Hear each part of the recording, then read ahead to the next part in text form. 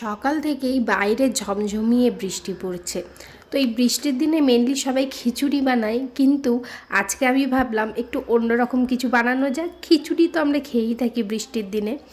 আজকে বানিয়েছিলাম ভাত, সাথে এখানে আলু আর কাঁকরোল ভাজা, আর এখানে বানিয়েছিলাম আলু আর কচু দিয়ে ইলিশ মাছের একটা পাতলা ঝোল। গরম গরম ভাতের সাথে গরম গরম ইলিশের এই ঝোলটা অসাধারণ লাগে খেতে।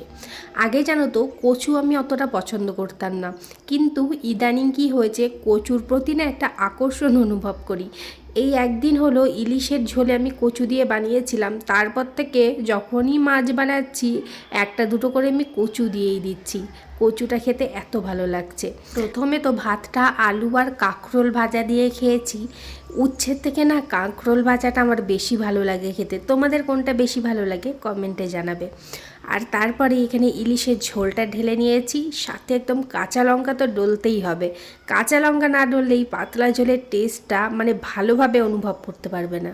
তারপরে একটু আলু আর কচু মেখে তার সাথে ইলিশের ডিম দিয়ে এক গ্রাস ভাত যখন মুখে ভরলাম, কি যে শান্তি পেলাম কি বলবো। যারা ইলিশ খেতে ভালোবাসে তারা বুঝতে পারবে। আচ্ছা, ইলিশের কোন রেসিপি তোমাদের পছন্দ অবশ্যই জানিও।